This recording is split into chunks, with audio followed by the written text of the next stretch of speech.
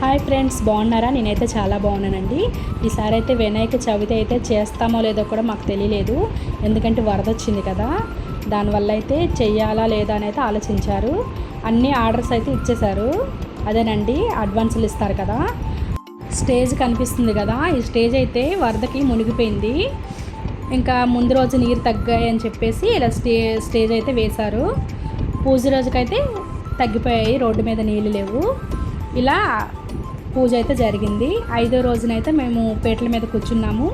మేము అనుకోకుండా కూర్చున్నాము. ఇది మార్నింగు, ఇది ఈవినింగు. ఏదో కొంచెం ప్రసాదాలు అయితే చేసి మేమైతే పూజ చేసుకున్నాము. 9వ రోజునైతే వేలం పాట, లడ్డు వేలం పాట, అలాగే ఊరేగింపు జరిగింది. అందులో మా వారు లడ్డు పాట అయితే పాడారు. ఈ వీడియో క్లిప్ అయితే చూడండి.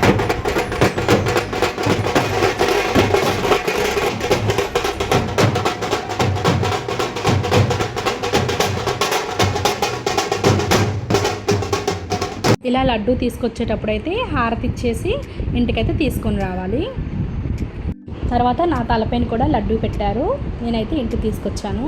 మా అబ్బాయి చూడండి డ్యాన్స్ వేస్తున్నాడు. ఇంకైతే మేము పూజ గదిలోకి లడ్డు అయితే తీసుకొచ్చాము.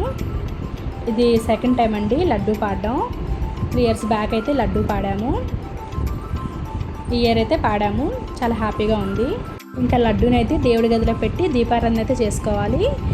ఇంకా మేమైతే దీపారాధన చేసి నమస్కారం అయితే పెట్టుకున్నాము. నెక్స్ట్ ఇయర్ కూడా బాగా జరుపుకోవాలని అయితే కోరుకుంటున్నాము.